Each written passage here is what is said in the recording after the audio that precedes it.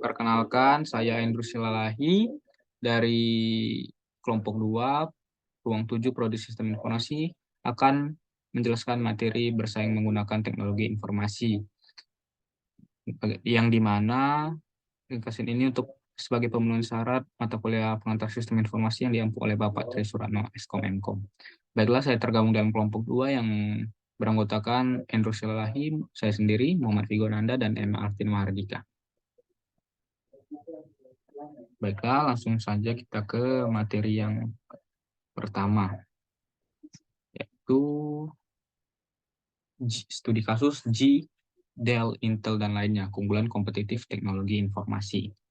Tidak ada yang lebih ampuh daripada judul utama yang lebih hebat dan menarik perhatian orang-orang pada suatu artikel. Sebuah artikel baru-baru ini di Harvard Business Review secara mengejutkan diberi judul TI bukanlah masalah, membuat majalah tersebut lebih laku sejak terjadinya skandal Jack Welch. Artikel tersebut adalah campuran asal-asalan dari sejarah ersatz, kebijakan konvensional, pandangan modern, dan pernyataan yang tidak ada pembuktian untuk dukungannya. Selain itu, artikel tersebut salah hingga dapat menimbulkan bahaya. Poin utama penulisnya, Nicholas Carr, adalah bahwa teknologi informasi tidaklah lebih dari sekedar infrastruktur bisnis modern, mirip dengan kecanggihan jalur kereta api, listrik, atau teknik pembakaran internal yang menjadi terlalu umum bagi perusahaan manapun untuk bisa mendapatkan keunggulan strategis darinya. Jadi Carr berpikir bahwa risiko saat ini bukanlah terlalu sedikit menggunakan teknologi informasi, tetapi terlalu banyak menghabiskan uang untuknya. Dan CEO Dell Corporation, Michael Dell, berpendapat mengenai Necker bahwa teknologi tidak lagi memberi pembeli tingkat perusahaan keunggulan kompetitif. Hampir segala sesuatu dalam bisnis dapat digolongkan sebagai lubang pembuangan air atau keunggulan kompetitif jika Anda melakukannya dengan sangat-sangat buruk atau sangat-sangat baik. Selain itu, teknologi informasi seringkali menjadi bidang yang disalahpahami. Jadi, pada dasarnya, Carl salah memahami apa yang dimaksud dengan teknologi informasi. Dia berpikir bahwa hal tersebut hanyalah setumpuk jaringan dan komputer. Dia menyatakan dengan tepat bahwa harga dari semua hal tersebut telah jatuh dan banyak perusahaan yang menghabiskan uang terlalu banyak dalam tahun-tahun belakangan ini. Baiklah, untuk selanjutnya ada pertanyaan studi kasus. Apakah Anda setuju dengan argumen yang dibuat oleh Neckar dengan mendukung pendapatnya bahwa teknologi informasi tidak lagi memberi keunggulan kompetitif bagi perusahaan? Jawabannya tidak setuju karena perkembangan teknologi yang terus-menerus dapat menghasilkan keunggulan kompetitif baru dan dapat memperkuat argumen bahwa TI masih memberikan nilai tambah bagi perusahaan. Pertanyaan yang kedua, apakah Anda setuju dengan argumen yang dibuat oleh para pemimpin bisnis dalam kasus ini untuk mendukung bahwa keunggulan kompetitif dapat diberikan oleh teknologi informasi untuk bisnis? Jawabannya, setuju karena teknologi informasi dapat memungkinkan perusahaan untuk mengembangkan produk atau layanan baru yang lebih efektif dan efisien. Ini dapat memberikan keunggulan kompetitif yang signifikan dan memungkinkan perusahaan untuk menghasilkan lebih banyak keuntungan. Dan yang ketiga, dalam cara apa sajakah teknologi informasi dapat memberikan keunggulan kompetitif bagi bisnis? Gunakan beberapa perusahaan yang disebut dalam kasus ini. Kami mengambil contoh perusahaan Walmart, yaitu Walmart menggunakan teknologi informasi untuk memperluas bisnis mereka ke ranah online melalui situs web atau aplikasi seluler.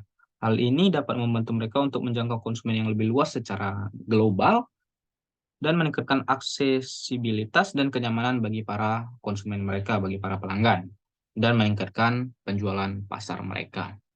Nah, baiklah, untuk selanjutnya, model klasik Michael Portes mengenai strategi kompetitif bisnis apapun yang ingin bertahan hidup dan berhasil harus mengembangkan dan mengimplementasikan berbagai strategi untuk secara efektif mengatasi persaingan, ancaman yang dihadapi karena adanya produk pengganti baru, dan daya tawar pelanggan dan daya tawar pemasok. Yang strategi pertama adalah strategi kepemimpinan dalam biaya, bisa di layar, menjadi produsen produk atau jasa yang berbiaya rendah dalam industri. Selain itu, perusahaan dapat menemukan berbagai cara untuk membantu para pemasok atau pelanggan mengurangi biaya mereka atau meningkatkan biaya pesaingnya.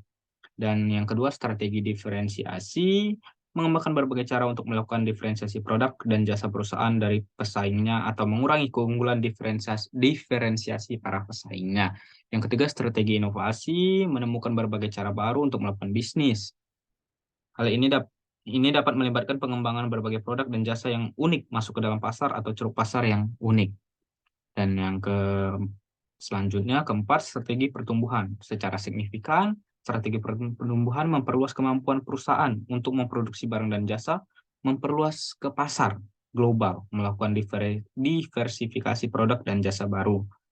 Dan yang terakhir, strategi persekutuan, membuat hubungan dan persekutuan bisnis dengan perusahaan-perusahaan lain, para pemasok, para pelanggan, dan para konsumen. Dan yang selanjutnya, cara bagaimana para manajer bisnis menggunakan inovasi data teknologi informasi untuk mendukung strategi kompetitif perusahaan.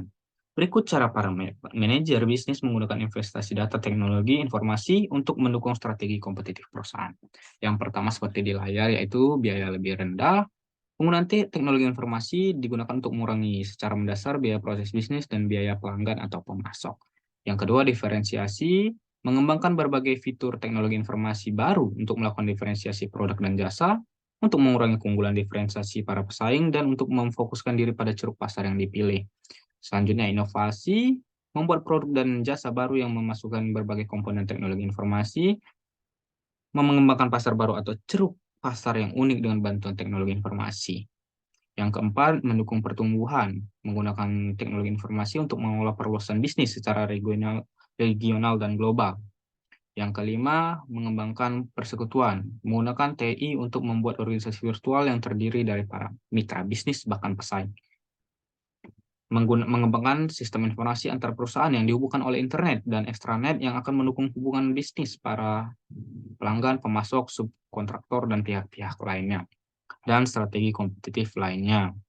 Terdapat banyak strategi kompetitif lain sebagai tambahan dari 5 strategi dasar yang terdiri seperti di layar. Berikut beberapa strategi utama yang dapat diimplementasikan, yaitu mengunci para pelanggan dan pemasok, dan mengunci para pesaing, mencegah mereka dari beralih ke pesaing, membangun switching cost, membuat pelanggan dan pemasok tergantung pada penggunaan inovatif sistem informasi. Hambatan untuk mencegah atau menunda perusahaan lain untuk memasuki pasar. Sertakan teknologi informasi komponen dalam produk membuat mengganti produk bersaing lebih sulit dan meningkatkan investasi di teknologi informasi.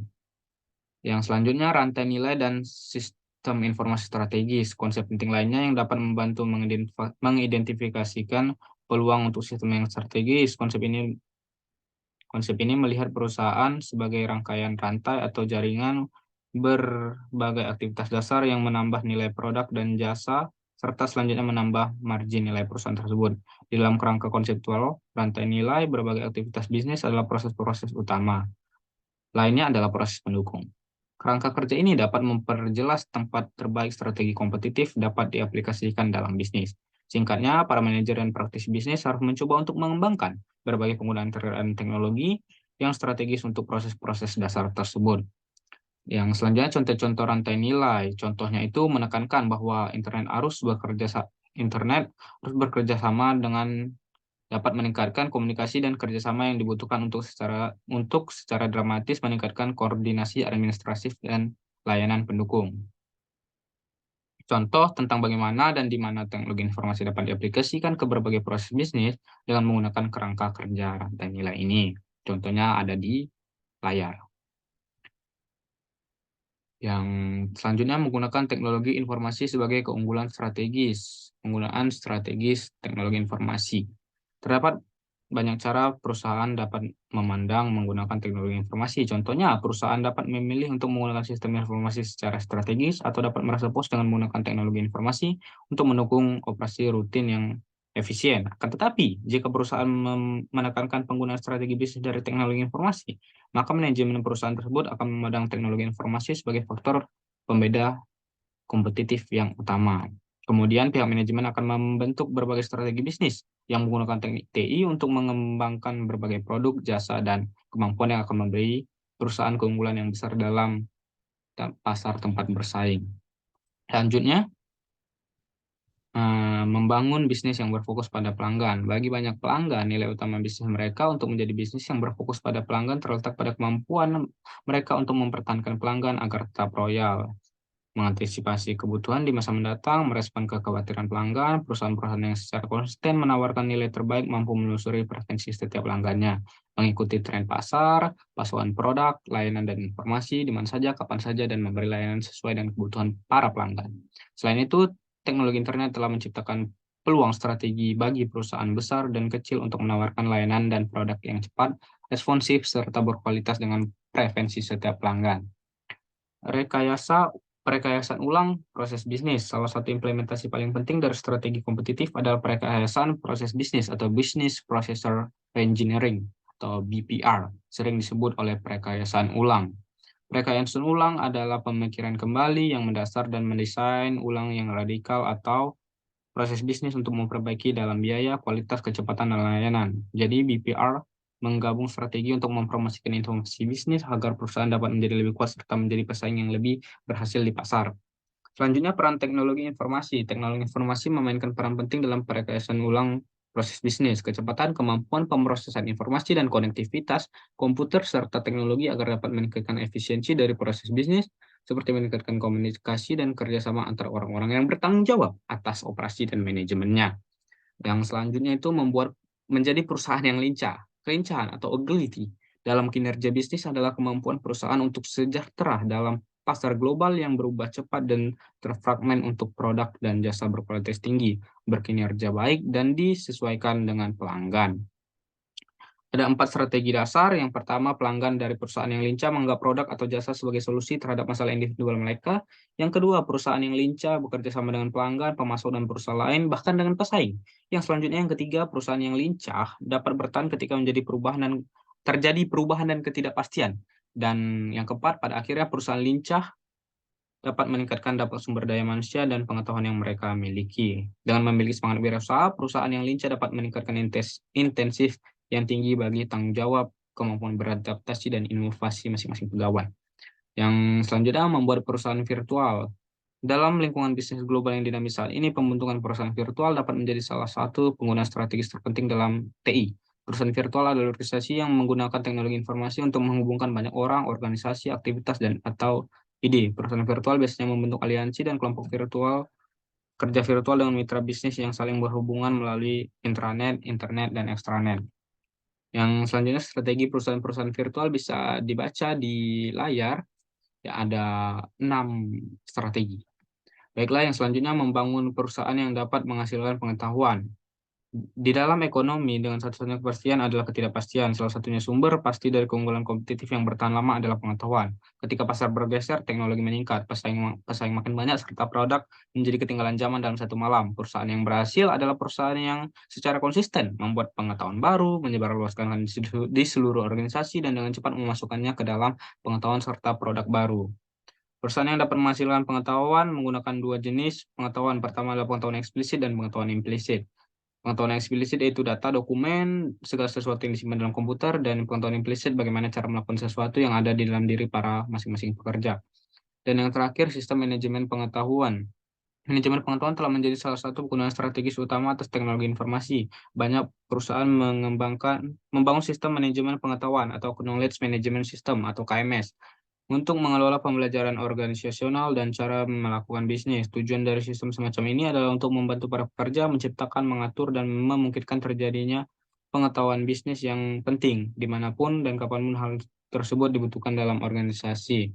Baiklah, saya Andrew Salahi. Terima kasih telah menyaksikan. Semoga bermanfaat.